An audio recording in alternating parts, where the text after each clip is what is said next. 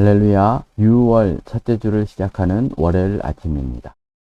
오늘도 하나님 말씀으로 승리하는 한 주간이 되시길 축복합니다. 오늘 우리에게 주시는 하나님의 말씀은 여호수아 18장 1절에서 4절까지의 말씀입니다. 이스라엘 자손의 온 회중이 실로에 모여서 거기에 회막을 세웠으며 그 땅은 그들 앞에서 돌아와 정복되었더라.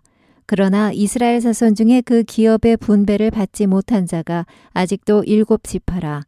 여호수아가 이스라엘 자손에게 이르되 너희가 너희 조상의 하나님 여호와께서 너희에게 주신 땅을 점령하러 가기를 어느 때까지 지체하겠느냐. 너희는 각 지파에 3사람씩 선정하라. 내가 그들을 보내리니 그들은 일어나서 그 땅에 두루 다니며 그들의 기업에 따라 그 땅을 그려가지고 내게로 돌아올 것이라. 하나님의 백성의 삶을 보면 적극적인 신앙의 태도를 가진 성도, 지파가 있는가 하면 소극적인 신앙의 태도를 가진 성도, 지파가 있는데 유다 지파와 요셉 자손은 이스라엘 지파 중에 적극적인 신앙의 태도를 가졌습니다. 이렇게 적극적인 신앙의 태도를 가지다 보니 요셉 자손은 하나님께서 주신 특권을 섬김을 위해 사용하지 못하고 자신의 소유욕을 위해 사용하는 일도 합니다. 그리고 소극적인 태도를 취하는 지파들이 있었는데 유다 지파와 요셉 자손을 제외한 나머지 7지파입니다. 이들은 가나안 땅에 거주하며 어떤 생각을 했냐고 하면 이 정도면 됐지라고 생각하고는 안주하는 신앙의 태도를 보입니다. 이스라엘 백성은 가나안 땅에 입성하여 그 땅을 점령하고 있는 7족속과 그 주변에 31명의 왕을 죽임으로써 이스라엘의 땅을 점령했습니다. 이제 남은 것은 하나님께서 각 지파에게 주신 땅을 분배받고 그 땅에 있는 백성을 자신들의 힘으로 쫓아내 자신의 것이 되게 하는 것입니다. 그런데 유다 지파, 요셉 자손을 제외하고는 나머지 7지파는 가나안 땅을 얻고 그 땅에 사는 것에 만족한 것입니다. 다시 말해서 땅 분배에 관심은 없고 지금이 좋사오니 라고 하는 안주하는 일이 생긴 것입니다. 성경에 보면 영적으로 죽은 자에 대한 말씀이 나오는데 이 정도면 됐지라고 생각하는 것에 대해 성경은 영적으로 죽어가고 있고 죽은 상태라고 말씀합니다. 지금 이런 상황에 유다, 요셉 자손을 제외한 7지파가 빠져 있다는 것입니다. 그래서 그들은 자신들의 땅 분배를 여호수아에게 요구하지 않습니다. 단지 가나안 땅에 들어와 삶의 터전을 잡고 살고 있는 것에 만족하는 생활을 한 것입니다. 이때 이스라엘의 지도자 여호수아가 이스라엘 지파가 처한 안주하는 삶, 즉 영적으로 죽어가고 있는 삶에서 벗어나기 위해 어떤 일을 하고 있냐고 하면 이스라엘의 중앙 본부를 길갈에서 실로로 옮기고 그곳에 회막을 세우는 일을 합니다. 1절의 말씀입니다. 이스라엘 자손의 온 회중이 실로에 모여서 거기에 회막을 세웠으며 그 땅은 그들 앞에서 돌아와 정복되었더라. 여호수아가 이스라엘의 중앙 본부를 길갈에 두었을 때는 길갈을 중심으로 해서 가나안 땅을 점령하기 좋은 위치였기 때문입니다. 그런데 가나안 땅을 점령하고 그 땅을 각 지파에게 나눠주고 이스라엘 온 지파를 통합하기 위해서는 길갈보다 실로가 적합했던 것입니다. 그래서 이스라엘의 중앙 본부를 길갈에서 실로로 옮깁니다. 이 사실이 의미하는 바가 무엇이냐고 하면 여호수아는 가나안 땅을 점령하는데 만족하지 않았음을 말씀합니다. 여호수아는 가나안 땅을 점령하고 소극적인 태도로 그 땅에 안주하고 있는 이스라엘 각 지파를 깨워 그들이 하나님의 언약을 위해 해야 할 일이 무엇인가를 알게 하기 위해 본부를 길갈에서 실로로 옮겼음을 말씀하고 있는 것입니다. 안주하는 사람의 특징 중에 하나가 무엇인 줄 아십니까? 누군가 자신을 인도하지 않으면 절대로 움직이지 않는다는 것입니다. 큰 자극이 없으면 움직이지 않는다는 것입니다. 이 일을 누가 하고 있냐고 하면 이스라엘의 지도자 여호수아가 하고 있는 것입니다. 현재 반도체 하면 우리나라가 1등입니다. 그런데 과거 반도체 하면 그 중심에 어느 나라가 있었는 줄 아십니까? 일본입니다. 그런데 일본 반도체의 마지막 회사인 파나소닉이 대만의 회사에 인수되는 일로 일본의 반도체 사업은 막을 내렸다고 합니다. 이처럼 한 시대를 풍미했던 일본 반도체가 왜 이렇게 되었냐는 것입니다.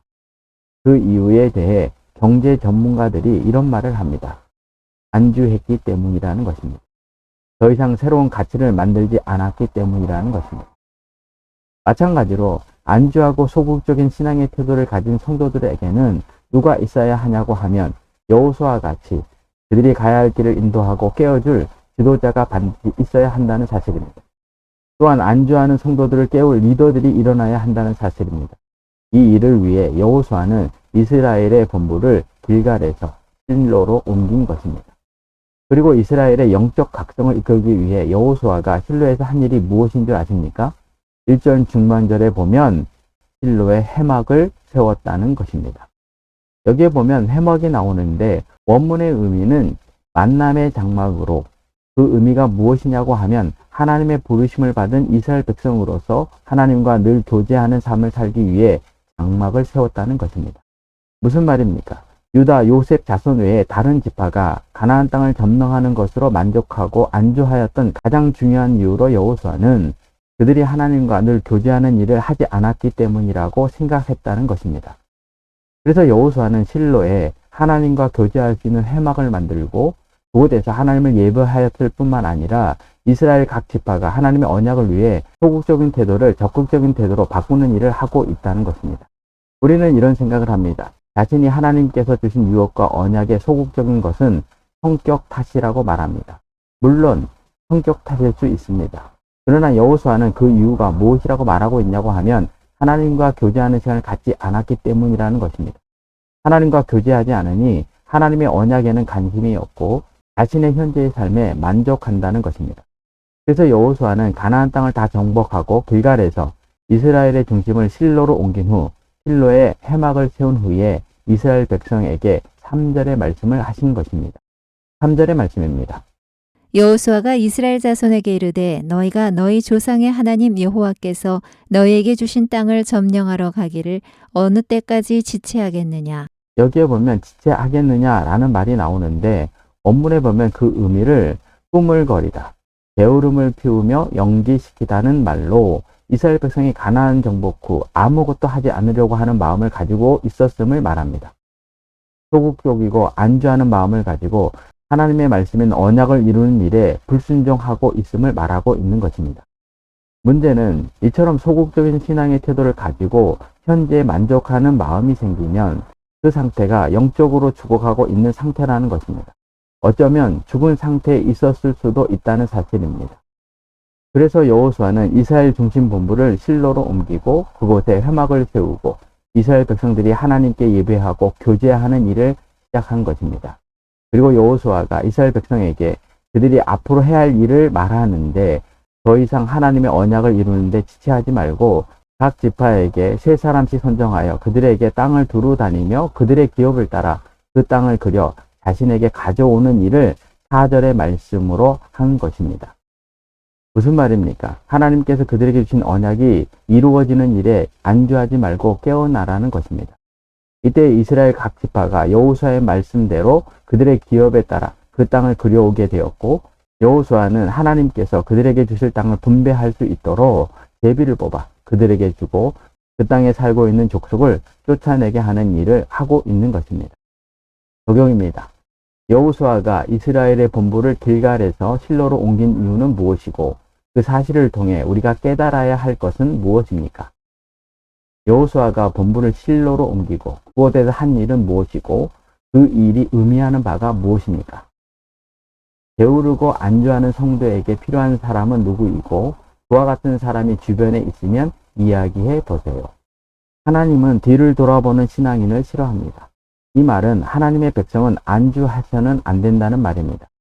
혹시 한 주간을 시작하면서 소극적인 신앙생활을 하고 있다고 하면 여호수아를 통해 주시는 말씀으로 다시 일어나는 한 주간이 되시길 축복합니다. 기도하겠습니다. 적극적인 신앙의 태도를 통해 하나님의 유업을 얻기를 바라는 하나님 아버지. 저희들은 현재의 삶에 만족하고 소극적인 신앙생활을 해왔음을 고백합니다. 여호수아가 본부를 길갈에서 실로로 옮겨 그곳에 회막을 세워 하나님과의 관계, 하나님과의 예배를 회복함을 통해 소극적이고 안주하는 삶에서 벗어나고 있는 것처럼 저희들도 안주하는 신앙에서 벗어나 적극적으로 하나님의 유업이 우리의 것이 되게 하는 삶을 살게 하여 주옵소서. 예수님의 이름으로 기도를 드립니다. 아멘.